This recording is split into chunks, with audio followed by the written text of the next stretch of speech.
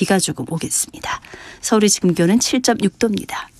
KBS 1라디오 4시 경제 뉴스를 마칩니다. 아나운서 임수민이었습니다. KBS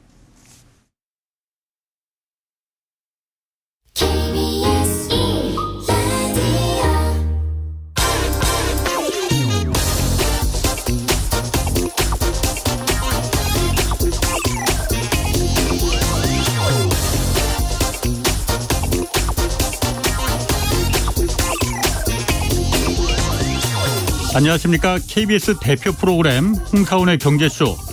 저는 경제와 정의를 다잡는 홍반장 KBS 기자 홍사훈입니다. 이번 주 청취율 조사 기간입니다. 그래서 오늘과 내일 이 홍사훈의 경제쇼 1등 만들기 청취자 사은 이벤트 준비했습니다. 홍사훈의 경제쇼 한번 이거 들어보라고 지인 2분 이상에게 전화해 주실 분들은 짧은 문자 50원, 긴 문자 100원이 드는 샵 9730으로 이름하고 연락처, 주소 보내주시면은 7분 추첨해서 5만 원 상당의 백화점 상품권 보내드리겠습니다. 자, 뭐 오는 게 있으면 가는 것도 있어야 한다는 게 제 생활 철학 가운데 하나입니다. 문자는 경제쇼 끝나기 전 5시 전까지 보내주셔야 하고 뭐 지인들에게 홍사훈의 경제쇼 들어보라고 진짜 전화했는지 이걸 뭐 제가 확인할 수 없기에 그건 전적으로 여러분들 믿겠습니다. 다만 이번 청취율 조사에서 혹시라도 경제쇼가 1등 못하면 제가 내려갈지도 모르겠습니다. 그러니까 여러분들께서 이번엔 저 좀 도와주셔야겠습니다. 네, 홍사훈의 경제쇼 출발하겠습니다. 유튜브 오늘도 함께 갑시다.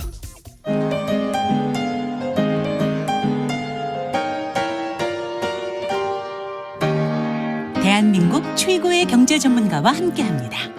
믿을 만한 정보만 쉽고 정확하게 전해드립니다. 홍사훈의 경제쇼. 네, 산유국들이 대량 감산 결정하면서 국제유가 급등했습니다. 또 본격적인 경기 침체 시작을 알리는 지표도 나오고 있어서 이거 매우 지금 복잡해졌습니다. 여러분들도 좋아하시고 저도 좋아하는 오건영 신한은행 WM 사업부 팀장 나오셨습니다. 안녕하세요. 네, 안녕하세요. 자, 비도 오는데 네. 미국과 유럽 은행 위기는 우중충한 데서 지금 이제 무사히 탈출한 건지 궁금하거든요. 뭐 지금 얘기 들어보면 별 얘기 없는 거 보면 별탈 없이 그냥 지나가는 거 아닌가 싶기도 한데. 일단 먼저 저도 요즘 제일 많이 받는 질문이 네. 그 은행 금융위기 오는 거 아니냐 이제 이런 질문들 많이 하시거든요. 예. 왜냐하면 08년도에 아픈 기억이 있었으니까요. 그렇죠. 예. 근데 일단 결론부터 말씀을 드리면 예. 금융위기처럼 번져나가지는 않을 것 같고요. 그럴 가능성은 별로 없는 것 같습니다. 2008년에도 그런데 그러다가 왔잖아요. 아, 그렇죠. 근데 이제 하나 이제 말씀드리면 그때 당시에 겪었었던 아픔이 있기 때문에요. 그쪽 사이드로는 굉장히 많은 방어를 해놓은 상태입니다. 그래서 네, 그때하고는 조금 다른 것 같고요. 우리나라가 외환위기를 쉽게 안 겪을 가능성이 높은 것처럼 금융위기도 좀 비슷하다고 생각을 하고요. 근데 대신에 그럼 금융위기 안 겪을 거면 다 맞냐. 근데 금융위기라는 건 정말 안 좋은 거거든요. 최악의 케이스고 어떻게 보면은 사람으로 따지면 심장마비가 걸려서 그냥 온몸이 그냥 훅 쓰러져 버리는 거고 똑같아요. 금융기관이 사람으로 따지면 심장하고 똑같으니까요. 근데 대신에 경기 침체 가능성은 굉장히 높아질 거라고 좀 보고 있습니다. 왜 그런지는 제가 좀 한번 쭉 설명을 좀 해드려 보도록 할게요. 그러니까 SVB 은행에 대한 얘기가 나오고 있지 않습니까? 실리콘밸리뱅크. 사실 저도 실리콘밸리뱅크가 어떤 은행인지는 잘 몰랐어요. 근데 이 은행이 참 독특하더라고요. 보니까 우리나라에는 이런 은행 구조가 없습니다. 그러니까 뭐 예를 들어서 이런 거죠. 판교에 있는 은행들이 있을 거지 않습니까? 은행 지점들. 그중에서 개인 지점은 다 없애고 법인 지점만 있을 거예요. 법인들이 거래하는 점포가 있을 거지 않습니까? 그 지점만 다 모아놔요. 그 은행이거든요. 그런 은행입니다. 대신에 이제 그러면 법인 예금을 많이 받잖아요. 법인 예금을 많이 받다 보니까 법인 예금 사이즈가 크지 않습니까? 그럼 예금자 보호 한도가 25만 불인데 그걸 넘는 예금이 굉장히 많을 거예요. 그렇죠. 그래서 법인들을 대상으로 해서 대출해주고 예금을 받는 그런 형태의 은행이구나. 근데 법인 중에서도 판교라는 말씀을 해드렸지 않습니까? 판교하면 IT 벤처가 딱 떠오르잖아요. 실리콘밸리에 있는 IT 벤처들을 대상으로 하는 은행입니다. 그런데 절대 작은 은행이 아닙니다. 굉장히 사이즈가 큰 게 IT 벤처가 잘 나가는 기간이 굉장히 컸거든요. 이런 기업들이 굉장히 많은 돈을 예금을 했을 겁니다. 그럼 여기서부터 시작을 하는 게 20년도, 21년도로 돌아가죠. 그때로 가보시면 코로나 딱 터졌잖아요. 다 죽었다 싶었는데 어마어마한 돈을 뿌려줬죠. 그러면서 다들 무슨 얘기를 했었냐면 코로나가 역설적으로 IT 혁명을 앞당기고 있다라는 얘기를 했었어요. 왜냐하면 돈을 뿌렸으니까? 돈을 뿌렸으니까도 있고요. 사람들이 밖에서 생활을 못하니까 온라인으로 그렇죠. 생활을 되게 많이 하지 않습니까? 그래서 저도 화상회의라는 걸 굉장히 많이 했던 것 같아요. 그때는. 이제 저는 화상회의 개인적으로 별로 안 좋아하지만 그래서 줌으로 하는 것도 되게 많았고 뭐 이제 웹엑스 이런 걸로도 되게 많은 회의를 했었잖아요. 저희 집 애들도 저기 학교 안 가고 다 그랬죠. 집에서 이제 했었죠. 그럼 이제 줌이라든지 이런 데가 굉장히 많이 성장을 했을 거잖아요. 그런 기술들도. 또 하나는 아이패드라든지 노트북 같은 것에 대한 수요도 굉장히 빨리 늘어났죠. 그래서 이때 당시에 IT 관련, 로봇 관련, AI, 인공지능 관련 이런 단어가 붙으면 실리콘밸리에서도 굉장히 많은 투자금을 받을 수 있었죠. 투자를 받는다는 건 대출을 받는다는 거하고 다르죠. 지분 투자가 들어오는 거지 않습니까? 그렇죠. 그러면 사실 이 지분 투자를 받은 만큼 이자를 낼 필요가 전혀 없습니다. 성장하면 성장한 만큼 배당을 해주거나 아니면 성장해서 이 지분의 가치가 올랐을 때 다른 사람한테 팔거나 IPO를 해서 엑시트를 하면 끝이거든요. 이런 형태의 투자가 되게 많이 들어왔죠. 조금 들어온 게 아니라 꽤 많이 들어옵니다. 그러면 이런 투자금들이 많이 들어오면 이런 기업들은 어떻게 하게 되냐면 IT 벤처 기업들은 일단 좋은 사람을 채용을 하고 좋은 오피스를 구하게 될 겁니다. 그런 다음에 돈이 남을 거잖아요. 돈이 남은 거를 은행에 와서 예금을 하겠죠. 근데 여기서의 포인트는 뭐냐면 저도 옛날에는 참 이렇게까지 못 느꼈었는데 핵심은 그거더라고요. 특정 산업이 좋다고 하면 그 특정 산업에 있는 모든 사람이 좋은 겁니다. 그럼 모든 고객이 호황이라서 모든 고객이 예금을 하는 거죠. 그러면 은행에 있는 모든 고객이 다 예금을 하면 은행이야 좋죠. 예금이 막 들어오니까. 근데 문제는 이 예금을 받으면 은행은 무언가 운용을 해야 되지 않습니까? 은행은 결국에는요. 받은 예금보다 더 높은 이자를 붙여가지고 대출을 해주는 게 수익 구조의 핵심이 됩니다. 근데 문제는 예금을 받았는데 대출해 줄 사람이 없죠. 왜냐하면 이분들은 예금을 엄청난 예금을 하고 있는 사람한테 대출 받으라고 할 수도 없고. 그리고 이분들은 사실 혹여나 대출을 받는 사람이 있다고 할지라도 이분들은 대출이 아니라 투자를 받을 텐데 누가 은행에서 대출을 받겠어요. 그러면은 SVB 은행에서는 예금만 받았지 대출을 해줄 데가 없지 않습니까? 돈 될 게 없네. 그렇죠. 그럼 이거 어떡하지? 이 느낌이 든 거죠. 그래서 SVB 은행이 고민하다가 보니까 예금을 100을 받았는데 30 정도는 이게 대출이 나갔는데 70은 대출을 해줄 데가 없는 거죠. 그래서 뭐 하면 좋을까라고 했을 때 규제가 많아서 위험한 거 하기도 쉽지가 않아요. 그래서 뭘 건드리게 되냐면 장기 국채를 건드리는 겁니다. 왜냐하면 단기 국채를 사려고 하다 보니까 예금을 0.5%에 받았는데 단기 국채 금리가 0.6, 0.7이에요. 그럼 이거는 해봤자 도움이 안 되지 않습니까? 근데 10년짜리 미국 장기 국채가 보니까 금리가 1.0이래요.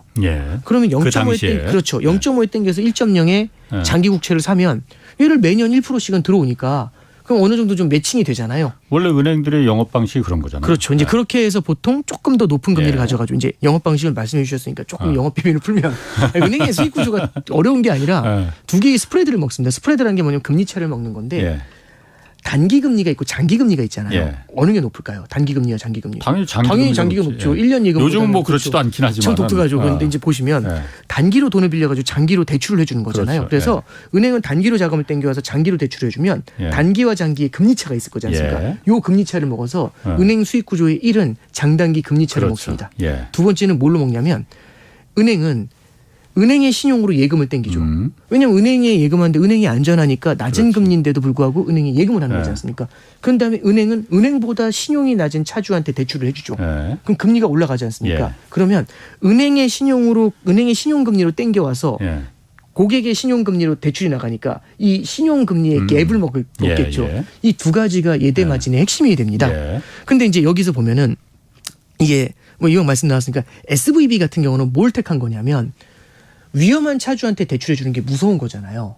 그러니까 국채를 투자를 한 겁니다. 근데 국채를 투자하는데 그 국채 금리가 낮으니까 만기가 긴 걸 따라간 거죠. 그래서 아까 말씀드린 것처럼 단기와 장기의 차이를 먹는다고 했잖아요. 장기 중에서 헐먼 장기를 잡은 거죠. 그럼 이 둘의 갭이 굉장히 커질 수가 있습니다. 장단기 미스매칭이 커진다는 거죠. 그럼 이제 두 번째는 이런 케이스가 있을 거예요. 조달을 했는데 돈을 빌려왔는데 이걸 갖다 대출을 해주려고 보니까 요즘 보면 단기하고 장단기 금리가 역전이 돼 있다고 하잖아요. 단기 금리가 장기 금리보다 높아요. 그러면 3%에 땡겨왔는데 2%에 대출해 주면 망하는 거잖아요. 그럼 이렇게 대출을 해주면 안 되니까 3%에 땡겨왔는데 2%짜리 안전한데 대출은 못 해주고 적어도 7%엔 대출해 줘야 되지 않겠습니까? 5%나. 높은 금리. 그러려면은 신용 위험이 높은 신용도가 낮은 차주나 아니면 약간 위험한 사업에다가 대출을 해주게 되겠죠. 그러면 두 번째는 그 신용 스프레드를 신용 갭을 먹기 위해 가지고는 위험한 쪽으로 대출이 가거나 장단기 미스매칭이 길어지거나 위험한 쪽에 돈이 가거나 예. 이제 이런 문제가 생길 수가 있어요. 그러니까 이제 SVB 같은 경우는 이 장단기 미스매칭이 되게 길어진 그렇지. 거죠. 예. 그래서 이제 장단기 미스매칭이 길어졌는데 아무 문제가 없었습니다. 그래도 예. 일단 여기까지 왔는데 문제는 22년도 23년도가 되면서 미국의 IT 벤처들이 미국이 기준금리 인상하면서 IT 벤처들의 투자자들이 없어져요. 그렇지. 예. 투자금을 못 받지 않습니까? 예. 근데 운전자금은 계속 나가고 있죠. 인건비 줘야죠. 그렇지. 임대료 내야죠. 계속 예. 나가고 있죠. 예. 그 개발비 내야죠. 그러니까 이게 비용이 계속 나가는데 들어오는 투자금이 없으니까 어떻게 해야 되냐면은 예금을 깨야죠. 그래서 예금을 찾으러 가야 됩니다. 예. 근데 여기서 또 한 번 핵심이 나오는 게 뭐냐면 불황은 IT 산업의 불황은 모든 IT 기업한테 다가온다는 겁니다. 그래서 은행에 예금을 찾으러 제가 가보니까 예. 많이 다른 보던 데는 사장님이 다 다 와 있는 거예요. 어떻게 오셨어요? 그러니까 다 아시잖아요. 이렇게 되는 거예요. 예. 그러면 모두가 호황일 땐 모두가 예금을 하니까 대출을 예. 해줄 데가 없고 예. 모두가 불황일 때 모두가 예금을 찾으니까 이 그러면은 사실 캐시가 있으면 줄 텐데 예. 다른 데서 캐시가 들어오는 게 없는 상태에서 캐시를 내줘야 되는 거잖아요. 예. 그럼 이제 이게 답답한 거죠. 예를 들어서 이런 겁니다. 고객층이 에너지 기업도 있고 IT 벤처 기업도 있다. 이러면 작년에 에너지 기업은 좋았잖아요. 예. 엑슨모빌, 쉐보론 다 그렇죠. 캐시가 넘쳤습니다. 예. 그러면 제가 엑슨모빌이나 쉐보론에서는 예금이 들어오겠죠. 예. IT 벤처에서 예금이 인출이 되더라도 엑슨모빌, 거기서. 쉐보론에서 캐시가 들어오면 이걸로 줄 수가 있는 거지 그렇지. 않습니까? 예, 예. 캐시가 들어올 수 있어요. 근데 전부 IT 벤처가 고객이에요.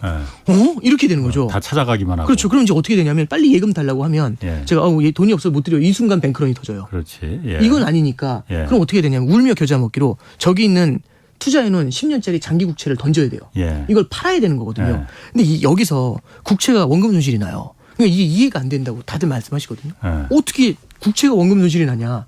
정기예금도 원금 손실 안 나는데 정기예금도 원금 손실 날 수 있어요.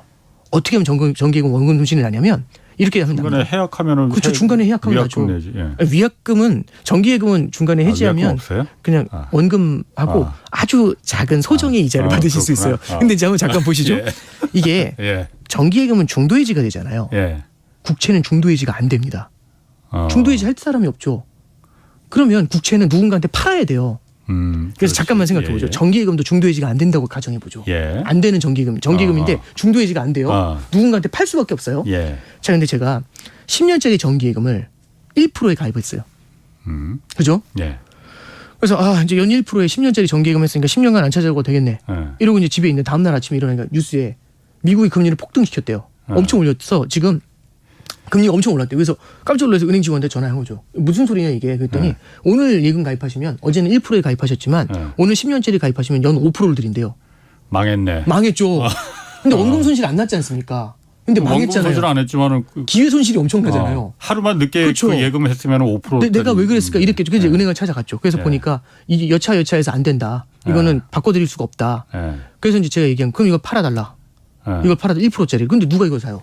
안 사지. 아니 왜냐면 오늘 예금하면 5% 받는데 누가 제 거 1%짜리 사겠습니까? 근데 예. 사겠다는 사람이 있는 거죠. 예. 그 사람이 뭐라는 줄 아세요? 들어봅시다 하면서 예. 그러면 지금 신규로 가입하면 5%인데 예. 당신 거 1%다. 예. 그럼 나 4% 손해보는 거 아니냐. 예. 그렇잖아요. 근데 4%가 아니죠. 10년이잖아요. 그렇지. 1년에 4%잖아요. 예. 그럼 10년이지 않습니까? 그럼 40% 손해 나잖아요. 예. 원금에서 40% 할인해서 달래요. 할인해서 달라는 게 1억짜리 예금이었으면 6천만 원에 달라는 얘기지 않습니까? 예. 그래야 자기가 손해보는 게 맞는 얘기죠.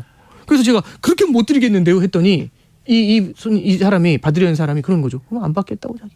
근데 저는 이게 당장 급한 돈이니까. 급한 돈이니까 어쩔 수 없이 팔아야죠. 정기예금이 손실이 나요. 국채가 그렇게 손실이 나요. 만기까지 가져가면 원금 받고 연 1% 금리 받거든요. 그래서 국채가 그러니까 금리가 올라가면은 국채 가격이 떨어진다는 게 그거구나. 그러니까. 그렇죠. 왜냐하면 예. 제 거는 고정이 돼 있는데 그렇죠. 더 예쁜 애들이 확 늘어나는 거죠. 저보다 예쁜 애들이. 저보다 멋있는 애들이 막 늘어나면 누가 저 같은 사람을 이렇게 되는 거죠. 그러면은 그 비율은 좀 안 맞는 것 같은데. 뭐 어쨌든. 예. 그냥 저 적절치 비율 같은 거. 그러니까 anyway 이제 그런 케이스죠. 그러면 이제 사실상 그래서 국채 금리가 이게 국채 금리가 실제로는 그때 당시 한 1% 정도밖에 안 되던 10년짜리 국채 금리가 4.5까지 올라가요. 예. 그럼 얘를 던지는 그 순간에는 장기 국채니까 손해가 커졌을 거지 않습니까? 예. 그러니까 이런 얘기를 하는 거죠. 그때 장기 국채가 아니라 조금 단기 국채를 했으면 그럼 저주가 10년의 저주가 아니라 2년의 저주, 1년의 저주 이렇게 되는 거잖아요. 예. 그럼 손실이 덜 했을 텐데 장기 국채로 가져가니까 손실이 컸겠죠. 그렇지. 이걸 판 겁니다. 그럼 이게 굉장히 많은 손실이 났을 거잖아요. 1억짜리를 그냥 어쩔 수 없이 6천만 원에 팔았다 이거죠. 그렇죠. 사실은 이렇게 계산하면 안 되는데 물론, 예. 직관적으로는 예, 이렇게 예. 이제 계산을 해보자 이런 얘기죠. 그래서 장기 국채를 가져가면 가져갈수록 위험한데 아까 말씀드린 것처럼 장단기 미스매칭이 길어진 거잖아요. 그러니까 이제 장기 중에서도 좀 꽤 긴 걸 던져버리는 문제가 생겼던 예. 거죠. 자, 그러면 우리가 뭐 주식을 투자해도 마이너스가 나더라도 예. 이 마이너스는 이 주식을 팔기 전에 손실이 확정된 건 아니잖아요. 그렇죠. 꿈과 희망이 있지 않습니까? 예, 예. 그런데 파는 순간 손실이 확정이죠. 예. 그러면 은행이 이걸 매각하는 순간 캐시는 들어오지만 손실이 확정이 되면서 예. 이 손실의 확정이 은행의 연간 손익계산서의 마이너스로 잡히겠죠. 그럼 손익계산서에서 연간 마이너스 손익이 났으면 예. 그렇잖아요. 그럼 마이너스 손익이 났으면 얘가 자본을 깎아먹겠죠. 근데 그렇죠. 은행은 예. 기본적으로 은행은 이제 예금을 조달해 가지고 대출을 해주잖아요. 예. 그러면 은행의 부채 사이드에는 고객들의 예금이 박혀요. 그렇죠. 저희 애가 10,000원을 예금하면 은행 입장에서는 부채죠. 예. 돌려줘야 되는 그렇죠. 거니까. 돌려줘야 되는 돈이에요. 예. 그래서 통장을 주면 통장에 채무증서라고 적혀 있어요. 예. 그래서 우리 애는 예금을 10,000원을 예금하면 그 순간 은행에 대한 채권자가 됩니다. 예. 은행은 채무자가 되고. 근데 여기서 굉장히 좀 어색한 단어가 나오는데 우리 애는 채권자가 됩니다라는 표현이 있잖아요. 채권자에 대한 이미지가 있죠. 채권자. 뭔가 그 좋은 이미지야. 그러니까 네. 뭐 돈 버는 듯한 이미지예요. 그 굉장히 좀 또 스마트하고 채무자보단 낫지 아무래도. 뭐 그렇긴 한데 이제 예. 약간 채권자 하면 이게 부드러운 이미지는 아니죠. 이게 그리고 되게 스마트해 보이고 좀 이렇게 약간 냉혈한 같은 느낌도 좀 있고. 그러니까 그 이미지라는 게 있지 않습니까? 채권자 그렇다는 게 아니라. 근데 은행은 유독 채권자가 저희 옆집 누나, 예. 뒷집 형, 음. 밑에 집의 할머님, 저희 엄마, 예. 우리 애기, 예. 갓난아기 이런 분들이 채권자잖아요. 예. 그럼 이분들은 일반 전문 채권 투자자처럼 스마트 하실까? 물론 이제 아니지. 스마트 하실 수 예. 있겠지만은 예, 금융 예. 법률이나 지식은 그만큼이 안 되실 아니죠. 거잖아요. 예. 그럼 이런 채권 서민 예금자가 채권자라는 게 은행의 독특한 특성입니다. 그래서 본인들이 뭐 채권자라고 생각하지도 않고. 그렇죠. 예금했는데 예금자라고 이거잖아요. 예, 생각하지. 그렇죠. 예. 그러면 이분들을 보호해 줘야 되잖아요. 예. 그래서 유독 은행은 이 채권자, 예금자에 대한 보호가 강해요. 예. 채권자를 보호하는 가장 좋은 방법은 자본을 두텁게 쌓아주면 돼요. 왜냐하면 리퀴데이션 청산이 일어날 때, 법인의 청산이 일어날 때는 자본 사이드가 무너지면서 예. 그다음에 채권자가 손실을 보는 구조잖아요. 그래서 자본을 두텁게 쌓아주면 됩니다. 예. 그래서 은행에 대해서는 자기 자본 비율 규제가 들어가요. 예. 근데 자본이 이렇게 두텁게 쌓여 있는데 장기 국채를 팔면서 손실이 크게 들어오니까 자기 자본이 날아갔을 거지 않습니까? 그 장기 국채도 자기 자본으로 들어가 있었다 이거죠. 아니죠. 장기 국채를 팔면서 예. 손실이 나니까 손익계산서상의 손실이 나니까 자기 자본을 까먹었다 그렇죠. 이거죠. 자기 자본을 까먹는 거죠. 예. 그럼 자기 자본이 날아가 버리는 거지 않습니까? 자기 자본이 날아가 버리니까 자본 비율이 줄어들겠죠. 예. 그러면 이제 어떻게 되냐면 자본을 채워야 되지 않습니까? 그렇지. 예. 그러면 자본을 채우는 방법은 돈을 벌어서 메우든가. 근데 돈을 못 벌고 있고 두 번째는 유상증자를 하거나. 예. 유상증자를 해야 될 거지 않습니까? 예. 근데 누가 SVB에 유상증자 참여를 하겠어요? 그래서 저 은행 예. 위험하구나 망하겠구나. 예, 그래서 유상증자 실패했다는 얘기부터 딱 나오고 예. 그 다음 날부터 빛의 속도로 예금이 빠지기 시작을 해요. 그래서 굉장히 빠른 속도로 3월 9일 날 목요일에 420억 달러, 예. 3월 10일 날 금요일에 1,000억 달러 가까이 빠지면서 이게 캐시가 모자라는 상태가 되게 되잖아요. 예. 그래서 사실은 이제 SVB도 대응을 하려고 고민을 했을 거지 않습니까? 그래서 이제 SVB가 갖고 있던 채권이 있었어요. 국채가 있었는데 요것도 던지면 손실이 더 커지잖아요. 예. 그래서 얘를 갖고서 담보로 대출을 받아보려고 이 담보대출을 어디서 받을 수 있냐면 중앙은행을 가면 중앙은행이 대출을 해줘요.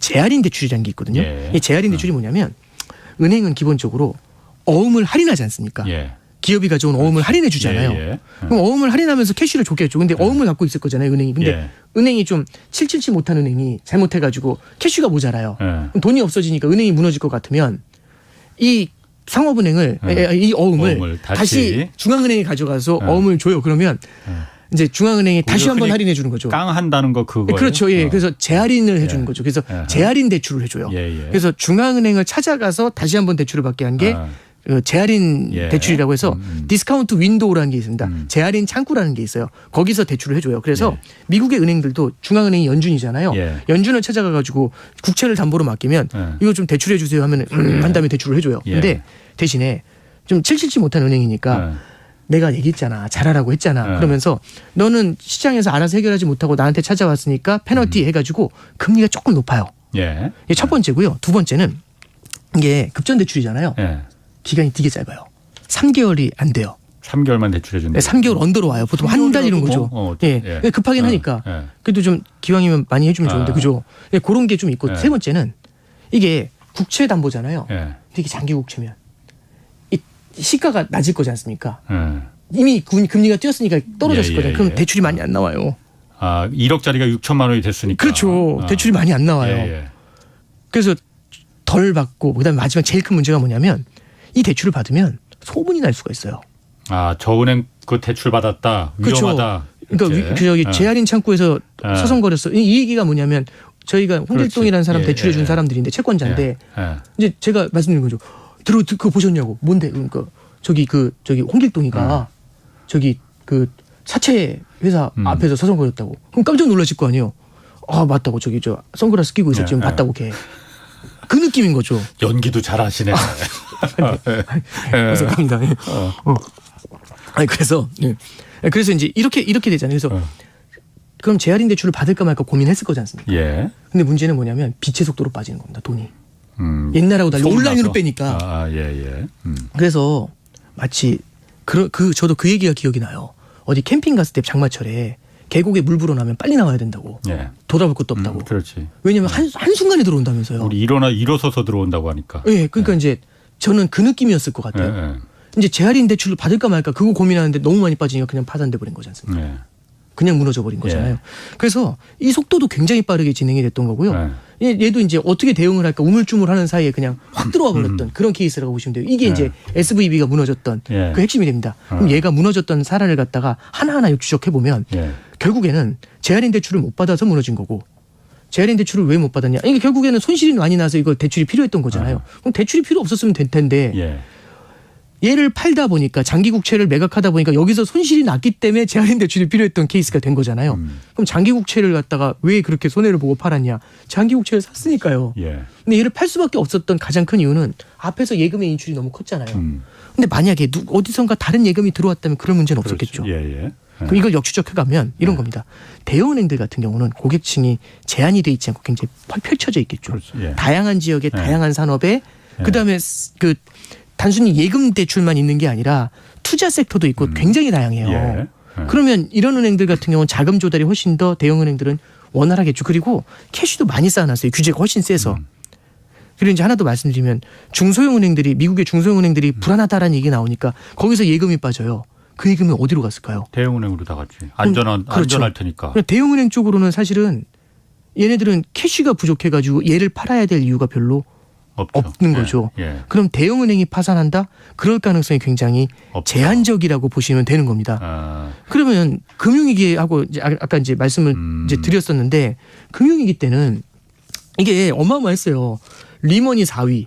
그다음에 메릴린치가 3위. 무너졌죠. 그렇죠. 그러니까 그냥 유수의 그 유명한 은행들이 막 줄도산을 해버렸던 케이스잖아요. 그래서 금융위기가 올 가능성은 없다? 그렇죠. 그러니까 중소형 은행들이 무너지는 게 물론 금융 시스템이나 금융 상황에 악영향을 줄 수는 있겠지만 그런 대마불사라는 그런 큰 은행들이 무너져 내리잖아요. 그게 주는 충격은 그때 AIG라고 기억나세요? 보험사 세계 1위 보험사가 이렇게 보증을 해줬었는데 그 AIG도 무너지게 되죠 그때. 그러면 뭐냐면은 이 보증을 받은 사람들 입장에서는 그건 이제 CDS 보증이라고 하는데 뭐 그건 떠나서 보증을 받은 사람들 입장에 보증인이 AIG예요. 그럼 AIG가 보증을 해주니까 저는 신용도가 높아졌을 거지 않습니까? 근데 AIG가 무너지면 보증인이 무너지는 거죠. 근데 보증인이 저만 있을까요? 여러 명 있을까요? 여러 명 있죠. 이런 것들이 그래서 그때 금융위기는 그냥 일대 혼란이어서 그거하고 비교하기에는 되게 어려워요. 그래서 파생 상품이 진짜 엄청나게 얽히고 설켜 있었던 거죠. 지금은 그거하고는 좀 다릅니다. 물론 중소형 은행들이 좀 많이 무너질 수 있죠. 근데 예측하지 못하는 전혀 몰랐던 막 엄청난 게 숨어 있거나 그 케이스하고는 좀 다르다고 볼 수 있죠. 그래서 SVB 사태를 그렇게 연결하는 거는 조금 좀 어렵지 않겠나. 금융위기로 보는 거는. 그리고 또 하나는 그러면 SVB 사태를 보면서 미국 연준이 딱 보니까 재할인 창구에 신청도 못하고 죽었잖아요. 그래서 이제 은행들 물어봤죠. 왜 이렇게 우리 재할인 창구 열려있었는데 왜 안 왔어? 가면 찍히잖아요. 소문나니까. 그렇죠. 그 대출도 뭐 얼마 안 해주고 만기도 길지도 않고 뭐 이 얘기했겠죠.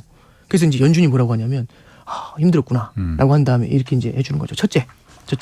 그러면 만기 긴 걸로 해줄게. 1년. 예. 그렇게. 그리고 시가로 안 하고 액면가로 해줄게. 1억짜리로 예, 그렇죠. 6천만 원으로 하지 예. 않고. 진짜 6천인데 1억으로 해주셔도 돼요. 해줄게. 이게 2번. 그다음에 3번은 너와 나만의 비밀. 비밀을 이제 이렇게 얘기한 거죠. 무덤까지 갖고 가자. 예. 이제 그렇게 이제 얘기를 한 거죠. 그래서 그런 대출이 이제 대출 프로그램이 만들어진데 그게 이제 BTFP라는 게 있어요. 예, 그게 이제 그 대출 프로그램을 갖다 딱 만들어 줘가지고 은행들이 그걸로 지원을 받을 수 있게 했어요. 그래서 굉장히 빠르게 지원이 나옵니다. 왜냐하면 아까 말씀드린 것처럼 물이 한순간에 불어나는 것처럼 이 지금 예금 인출 속도가 너무 빨라요. 과거하고 비교가 안 될 정도로. 그래서 머뭇거릴 시간이 없습니다. 그래서 크레딧 스위스 같은 경우는 저희 주총도 하지 않고 흔들었잖아요. 그런 것처럼 머뭇거릴 시간이 없으니까 지금은 빛의 속도로 대응이 나와요. 빛의 속도로 대응이 나오면서 이제 그런 대출 프로그램들이 만들어지니까 그러면 이제 어려운 은행들이 그 자금을 대출을 받았을 거지 않습니까? 그럼 당장은 예금 인출에 대응을 할 수가 있겠죠. 이렇게 이제 메워놨다라고 볼 수가 있는 거예요. 그래서 이게 아주 막 전반적인 은행의 위기로 확산될 가능성은 크지 않다. 그게 일단 첫 번째입니다. 그러면 그러면 잠깐만요. 거기서 그러니까 그것 중앙은행이 연방준비제도가 그렇게 해서 지금 그 겨우 좀 일단 숨통을 잠깐 살려놨는데 그러면은 애초에 처음부터 이런 일이 발생할 가능성이 있다는 걸 몰랐을라나? 그럼 처음부터 아예 이렇게 그러니까 아까 말한 대로 액면가로 대출해주고 빌려가는 것도 은행이 빌려가는 것도 우리가 비밀로 해줄게. 그거 공개하지 않을게. 왜 그렇게 해놓지 않았었어요? 그러니까 이제 이렇게까지 번질 거라고는 생각을 못한 게 1번이겠죠. 그래요? 그런 거 생각 못했어요? 그러니까 그렇죠. 이제 30시간 만에 지금 터지니까 이제 와서야 생각한 그렇죠. 거예요. 뒤에 이제 그리고 사실 액면가로 그렇게 대출해주면 안 되죠. 사실은 그렇게 해주면 안 되죠. 그리고 예금자 보호도 25만 불 넘는 거에 대해서도 그 SVB 같은 경우는 보호를 해줬지 않습니까? 그렇게 해주면 안 돼요. 워낙 급하니까. 몰아내줬는데, 그러니까 급하니까 이제 그리고 BTFP 같은 대출도 그렇게 나와주면 안 돼요. 그러니까 긴급한 대응 프로그램, 약간 땜빵식의 대응 프로그램은 상시적으로 상설 창구로 열어놓으면 사실은 안 되거든요. 그래서 이제 은행들이 조금 좀 지금은 그런 중소형 은행들이 매우 힘들 것 같으니까 이게 뭐 손실이 난 은행들이 있을 거지 않습니까? 마음이 끙끙 앓고 있는 애들. 걔들이 일단은 좀 자금을 좀 조달을 해가지고 예금 인출 올 때 일단 대응을 해줘서 당장 줄도산 이런 이미지를 갖다가 좀 제어를 하는데 좀 기여를 해야겠죠. 그래서 일단 이 방법으로 간 거죠. 그래서 제가 이제 말씀드렸던 게 금융위기로 확산될 가능성은 사실 대형 금융기관을 때리진 않을 것 같아서 낮다라고 보는 거죠. 근데 이제 이렇게 생각을 하면 찻잔 속에 태풍이네. 그러니까. 이렇게 지나가는 것 같잖아요. 그런 거 아니네 뭐. 근데 그러지가 않은 게 일단 잠깐 생각을 해보면 지금 어디까지 말씀드린 거냐면 홍길동이 전염병에 걸린 거예요. 그럼 홍길동이 전염병에 걸렸으면 홍길동은 또 왜 나와 거기서. 홍길동이 전염병에 걸렸으면 얘를 치료해 줘야 되지 않습니까? 그렇죠. 근데 이제 치료해 주는 게 중요한 게 아니라 일단은 당장 당국 입장에서는 얘가 번지는 게 중요한 거죠. 그래서 차단한 거예요. 전염이 안 되게 차단한 거지. 홍길동은 아직 앓고 있고. 홍길동은 아직 아픈 거죠. 그럼 홍길동이 누구냐? SVB는 이미 죽었잖아. 그게 아니라 SVB가 죽을 수밖에 없었던 이유가 IT 산업이 힘들었잖아요. IT 벤처 쪽이. IT 벤처 쪽이 여전히 힘들죠. 이제 여기서 이제 포인트가 나오는데 참고로 말씀을 드리면 지금 이제 그 긴급 대출을 받은 그 은행들이 있을 거잖아요. 근데 모르지 않습니까? 비밀로 한다고 했으니까. 근데 이제 기자분들은 더 알고 싶지 않나요? 그러면. 근데 이제 이게 그래서 이제 월스트리트저널에서 닉 티밀하우스라는 분이 있어요. 유명한 사람인데 그 사람이 이제 그 트위터에다가 이제 하나 올린 게 있었는데 뭐가 있냐면 재할인 대출부터 시작해서 이런 긴급 대출류에 있는 프로그램 지원을 받은 은행들 알 수는 없지만 이건 돼요. 뭐냐면 미국 연준도 12개 지역에 지역 본부가 있거든요. 지역 연준이 있거든요. 12개 지역에. 그러니까 한국은행도 저기 제주지사 뭐 이런 거 있는 것처럼 제주본부 있는 것처럼 12개의 본부가 있거든요. 12개 이제 지역 연은이 있습니다. 각각의 지역 연은에서 대출이 나갔을 거잖아요. 그 실적은 알 수 있겠죠. 어느 은행에 누가 받았는지는 모르지만 얼마만큼의 대출이 나갔는지는 알 수 있죠. 그 프로그램 올린 거죠. 그래서 올렸는데 뭐 대단한 비밀도 아니지만 어떻게 나왔냐면 12개 은행이지 않습니까? 그래서 이제 3천억 정도가 나왔대요. 3천억 달러 정도가. 그 순위를 말씀드리면 12위부터 3위까지 하위 10개 은행은 한 푼도 안 받았습니다. 제로입니다, 실적이. 그럼 두 개의 지역에서 3천억을 땡긴 거죠. 2위가 뉴욕입니다. 뉴욕 연은에서요 500억 달러 나갔어요. 그러면 이제 나머지 영예 1위가 2,500억 다 가져간 거죠.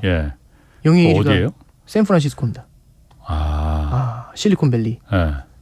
거기서 이제 그 대출이 나간 거죠. 그러면 얼핏 생각을 할 때 이게 물증은 없지만 심증은 있다. 뭐 이런. 예. 그러니까 어디가 대충 어려울지가 대충 느끼면 어느 지역의 은행들이 좀. 그래도 샌프란시스코에 그렇죠. 그 수많은 중소은행들이 많이 있을 거 아니에요. 그렇죠. 근데 이제 생각을 할 때 저기 그런 은행들이 좀 있을 거라고 생각을 하면 조금은 더 보수적으로 생각을 할 수 있게 되잖아요. 예. 그럼 그런 은행들에서는 예금이 더 인출이 될 수가 있겠죠. 그렇지. 특히 예금자 보호가 안 되는. 예. 그래서 무슨 얘기가 나온 거냐면 전액 보증을 해줘야 되는 거 아니야. 그 얘기가 나온 거예요. 왜냐하면 중소형은행에서 이 BTFP로 메워줘도 예. 안 망한다는 거하고 예. 불안하지 않다는 건 또 다른 거거든요. 그렇지. 그건 그러면 이제 불안하니까 그러지 말고 이 얘기가 나오니까 차라리 그러면 예금자 보호를 다 해주면 그러면 예. 아무런 불안이 없지 않습니까? 예. 은행이 뭐 무너지더라도 내 예금은 그대로 보장이 되니까. 뭐 그래도 나 같으면 뺄 것 같긴 한데 어쨌든 네, 그래도 뭐 이제 일단 그런데 이제 예를 들어서 이런 예. 케이스죠. 근데 이게 그래서 옐런 재무장관도 왔다 갔다 하면 되게 고민이 많았던 예. 것 같아요. 그래서 뭐 오락가락했다 뭐 이런 얘기가 있잖아요. 근데 이게 예금자 보호를 전체를 다 해주는 게 굉장히 큰 이슈입니다. 그렇죠. 이게 이제 모럴 해저드의 문제가 생겨요. 예. 이게 옛날에 세이빙즈 앤 론즈라는 미국의 저축 대부조합 사태가 있었습니다. SNL 사태라고 아주 예. 유명한 사태입니다. SNL? 예, SNL 사태. 그 TVN? 코미디? 그러니까 신동엽. 그건 SN 그것도 N이 또 이제 S 하고요. 그 엔드 할 때 그 N이 붙은 거 이제 그 코미디는 예. 이제 SNL이고 예. 이거 똑같네요. 보니까. 근데 SNL 사태라는 게 있었는데 예. 그 이거 좋아하는데 예. 주현영 기자 참 재밌더라고. 저도 좋아합니다. 예. 그래서 이제 세이빙즈 앤 론즈 그 금융기관이 저축 대부조합이라고 있어요. 예. 이 저축 대부조합이 80년대 미국 경제가 너무 어렵다 보니까 예. 저축 대부조합이 좀 힘들었어요. 그래서 이걸 좀 육성을 좀 해주려고 저축 대부조합의 예금에 대해서 예금자 보호 한도를 한꺼번에 확 올려줍니다. 예. 예. 근데 예금자 보호가 되니까 그러면 제가 이제 예금자예요. 예. 시중은행하고 저축 대부조합이 있는데 예. 시중은행 금리보다 저축 대부조합 금리가 높아요. 예. 근데 여기를 못 가는 이유가 무서워서 못 가는 거잖아요. 그렇지. 예. 근데 예금자 보호 해준대요. 그럼 가지. 그럼 저축 대부조합으로 높은 금리 예금이 쏠렸겠죠. 그렇죠. 예. 그럼 얘들은 높은 금리 자금을 조달하지 않습니까? 예. 이거 어떻게 해야 되죠? 대출을 해줘야 되죠. 예. 근데 높은 금리의 베이스가 높잖아요. 그럼 더 높은 금리의 대출을 해줘야 되죠. 그럼 더 높은 금리의 대출을 받으려면 아무래도 차주의 신용 상태가 좋아야지. 예. 나빠야지. 나빠야지. 그렇죠. 예. 그래서 예.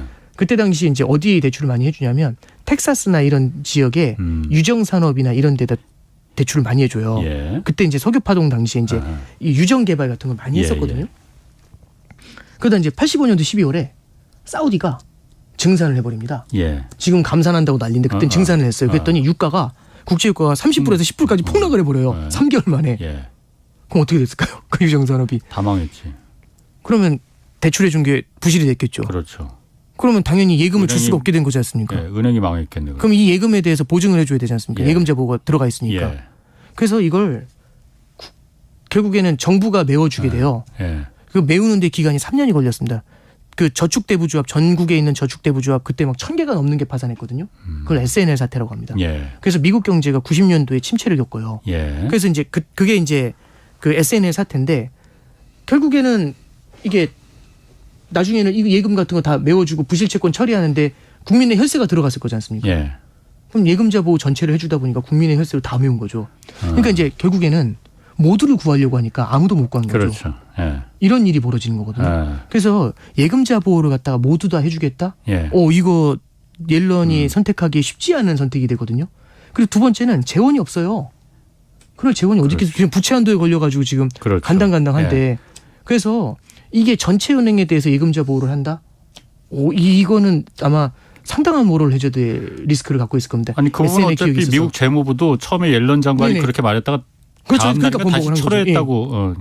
그건 또 가능하지도 않은 얘기고 해서도 그렇죠. 안 되는 일이지. 그래서 이제 만약 이제 말씀해 주셨던 것처럼 예금자 보호가 그렇게 많이 안 된다라고 한다면 예. 예금자 보호가 많이 안 된다라고 한다면 당연히 중소형 은행들에서는 꾸준히 예금의 인출이 나타날 수가 있겠죠. 예.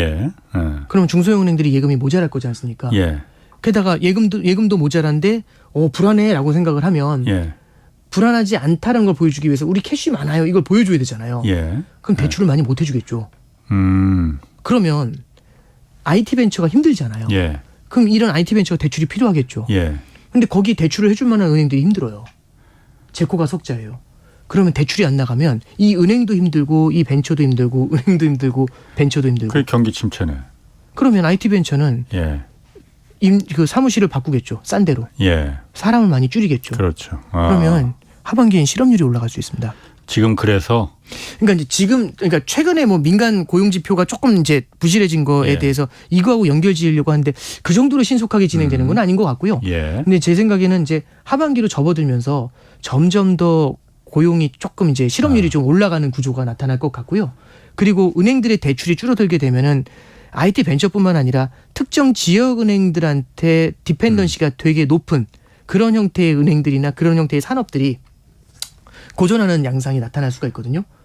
그래서 지금 말씀드리고 싶은 거는 금융위기는 아니지만 이 SVB 사태는 예. 경기 침체의 가능성은 많이 높일 수 있다고 생각합니다. 그리고 중소형 은행들이 꾸준히 조금씩 파산하는 모습들이 좀 나타나지 않을까 그렇게 생각하고 있습니다. 근데 아까 말씀하시기를 아까 네. 그 3천억 달러 연방준비제도에서 그 빌려준 거에서 네네네. 500억 달러는 뉴욕 지역에서 했고 어느 은행인지 모르지만 2,500억 달러가 샌프란시스코에서 했다고 했잖아요. 네네. 그럼 샌프란시스코는 IT 기업들이 많이 뭐 네네. 밀집돼 있으니까 그거는 위험하고 그저 IT 기업은 좀 침체가 들어갈 가능성이 있다고 봐. 그런데 네네. 역설적으로 말씀하시는 거로 보면 미국 다른 거의 대부분 지역은 네네. 은행들 중소은행들이라 하더라도 네. 그렇게 위험하지 않다는 거 아니에요? 그러면은? 그러니까 이제 그게 그래서 지금 연준에서도 얘기하는 게 예. 중소형 은행들의 사태가 어디까지 번질지는 예측이 안 된대요. 예. 그렇잖아요. 근데 이제 이게 그냥 IT 벤처의 문제다라고 만약에 사람들의 심리가 거기서 거쳐준다면은 그 예. 말씀이 맞는 거고요. 예. 그게 아니라 좀 대은행이 낫겠는데 이런 것들이 약간 중소형 은행 전체에 대한 문제로 불거지게 되면은 다른 지역에 있는 중소형 은행에서도 예금의 인출이 나타날 수도 있죠. 예. 그러니까 지금 당장은 아니겠지만 그런 것들이 시차를 두고서 나타나게 되면은 그런 지역들도 마찬가지로 어려움을 겪을 수가 있다. 그럴 예. 가능성이 높아진다. 이제 이렇게 볼 수 있는 겁니다. 그리고 실제로 IT 벤처가 굉장히 성장을 많이 했잖아요. 예. 돈이 많이 가 있었고 예. 거기가 흔들리게 되면은 거기가 고용을 굉장히 많이 소화해 줬거든요. 예. 그쪽에서 실업률이 올라가는 게 꽤 될 수 있습니다. 그래서 저도 좀 바라보고 있는 게 미국의 경기 침체 확률이 좀 많이 높아지게 되지 않을까 좀 그렇게는 좀 생각을 좀 하고 있습니다. 어차피 그러니까 그 작년부터 계속 그 미국뿐만이 아니고 네네. 경기 침체가 올 가능성이 높다. 와야 되는 그거 경기 침체가 오라고 지금 기준금리를 이렇게 왕창 높이는 거잖아요. 뭐 이제 또 굳이 의도한 건 아니겠지만 의도한 건 아니지만 예. 그러니까 온다고 했는데 지금 중소은행들이 이렇게 하나둘씩 무너지기 시작하면은 경기 침체를 더 가속화시키는 촉매제 역할을 할 것이다. 이렇게 해석하면 되겠네요. 그럴 수 있죠. 예. 예, 그래서 이제 경기 침체의 가능성을 좀 높일 수 있다라고 말씀드리는 내용 중에 그 어떤 부분도 좀 볼 수 있냐면 결국에는 올해 초에는 노랜딩이라는 말도 나왔어요. 네, 노랜딩이 뭐냐면 경기 침체 없을 수도 있겠다. 너무 탄탄하다 생각보다. 연착륙커녕 뭐 예. 이게 노랜딩의 핵심이 뭐냐면 고용이 탄탄했고요. 예. 두 번째는 소비가 탄탄해요. 예. 그렇게 물가가 올랐는데도 소비를 하는 거거든요. 예. 소비를 하는 이유는 채용이 돼 있으니까 또 월급을 받으니까 예. 소비를 하는 것도 있고 예. 두 번째는 쌓아놓은 저축이 있어서 하는 거거든요. 근데 쌓아놓은 저축이 지금 빠르게 줄어들어요. 그래서 어제 이제 이틀 전이죠. JP모건의 CEO가 제이미 다이먼이라는 사람인데 예. 그 다이먼이 한 얘기가 올해 4분기 정도 접어들면 미국 사람들이 쌓아놨던 저축도 거의 이제 줄어들게 된다. 예. 이 얘기를 해요. 그럼 만약에 하반기로 가면서 저축은 줄어드는데 실업률이 올라오면 이러면 지금만큼 소비를 할 수 있을까? 쉽지가 않을 수 있거든요. 그렇죠. 예. 그럼 소비 지표가 둔화가 되는데 금리는 높아져 있고 물가가 높은 상태에서는 사람들의 소비 여력이 많이 줄어들 수가 있지 않습니까? 그럼 이거를 사실은 금리를 낮추고 재정을 풀어주면서 메워줘야 되는데 예. 재정은 부채 한도에 막혀 있고요. 그다음에 기준금리는 지금 물가에 막혀가지고 낮추지는 못하고 있으니 지금 상황에서는 미국이 이제 경기 침체를 겪을 가능성이 좀 더 높아지는 거 아니냐라는 얘기가 이제 나오기 시작을 하는 거죠. 그렇군요. 그런데 제가 이거 경제쇼 진행하면서 보니까 네. 사실 그런 예측이나 전망이라는 게 네. 별로 의미 없더라고요. 맞아요. 왜냐하면 맞아요. 말씀하신 대로 불과 한 2달 전까지 미국 노랜딩이다. 경기 침체는 경착륙은 무슨 경착륙 연착륙도 아니고 계속 이렇게 막 팡팡 활활 터질 것이다. 막 그렇게 얘기했던 게 엊그제였잖아요. 지금 그 얘기 쏙 들어가 버렸습니다. 맞습니다. 그리고 물가도 지금 아까 산유국들이 갑자기 네. 증산을 해버렸잖아요. 이러다 보니까는 예. 야 이거 물가 인플레 이거 안 잡힐 것 같다. 이런 여러 가지 생각지도 못했던 변수들이 막 이렇게 툭툭 튀어나오면은 전망이나 예측은 고사하고 이런 정책도 이게 먹힐까라는 의심이 제가 무식이지만은 저도 그런 생각이 들거든요. 그래서 이거 함부로 예측 같은 걸 전문가들이라고 해서 다 똑똑한 게 아닌 것 같더라. 물론 오 팀장님이야 제가 똑똑한 거 인정합니다. 그런데 저야말로 아마추어고요. 그래서 네. 지금 아까 산유국 감산 얘기도 했지만 그 얘기도 좀 오늘 해야 되거든요. 아, 네네. 산유국 얘기 잠깐. 지금 인플레가 겨우 좀 잡히는 것 같다. 물론 지표상으로 보면은 미국도 그렇고 한국도 그렇고 이게 애매합니다. 그러니까 이게 물가가 잡히는 거야, 안 잡히는 거야. 그런데 표면적으로 숫자로만 보면은 뭐 잡히는 것 같기도 한데 감산이 갑자기 산유국들 감산이 나오면서 석유값이 국제유가가 확 튀어버렸잖아요. 네. 이러면 이거는 굉장히 큰 변수 아니에요 지금? 변수죠. 네, 그래서 저도 이제 딱 말씀하실 때 한숨이 그냥 절로 나온 게 이게 저도 되게 변수가 크다고 생각을 하는 게 이게 그냥 유가도 그렇지만 너무 전체적으로 너무 좀 얽히고 설킨 게 많아가지고 연준이 제가 봤을 때는 이 너무 많은 변수 속에서 답을 찾기가 정말 어려울 것 같아요. 왜 그런지 한번 잠깐 말씀드리면 일단 산유국 유가부터 말씀을 드리면 이게 단순히 그냥 감산을 했다고 해서 될 문제가 아니고요. 이 감산의 패턴이 굉장히 독특하게 나왔다는 거죠. 왜냐하면 사전에 예고가 없이 그냥 감산을 딱 해버렸는데 그게 결국에는 이제 작년에 미국에서 전략 비축료 관련된 문제가 컸던 거거든요. 그럼 이게 감정이에요. 미국과 사우디 간의 어떤 블록화 이런 걸 보고 있는 거예요. 분절화. 그러니까 이게 왜 그러냐면 작년에 11월에 바이든이 이제 대선이 있었지 않습니까? 중간 선거가 있었지 않습니까? 그래서 이제 인플레이션을 최대한 낮춰주는 게 되게 중요했거든요. 그럼 다른 부분에서 인플레이션이 잡히지 않더라도 일단 국제 유가를 끌어내려야 되니까 미국이 갖고 있던 전략 비축료를 풀었단 말이죠. 그럼 전략 비축료를 풀면서 국제 유가를 130불까지 올랐던 거 막 잡아내린 거죠. 막 끌어내리면서 이게 70불, 60불 이렇게 내려올 때 당연히 산유국 입장에서 기분 나쁘죠. 내가 판 걸 가격을 알아서 낮추고 있으니까.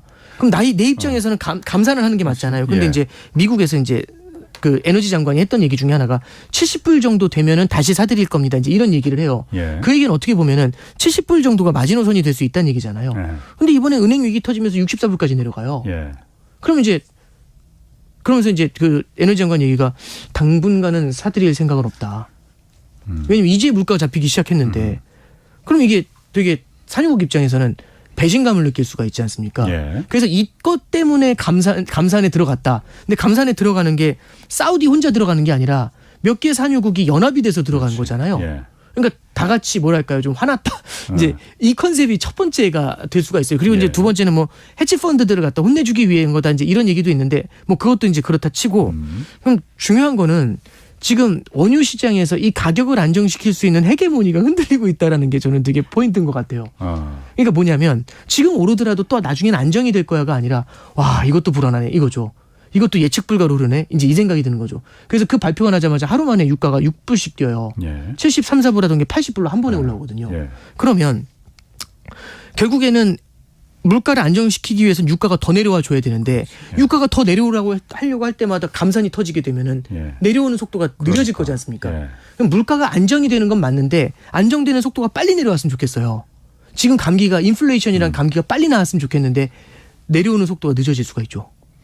다시 올라갈 수도 있는 거 아니에요? 그렇죠. 근데 이제 올라갈 정도까지는 아닐 수 있겠지만 감산량이 그렇죠. 근데 이제 이렇게 예를 들어서 내려오는 속도가 너무 느리게 되면 지금 높아요 이미.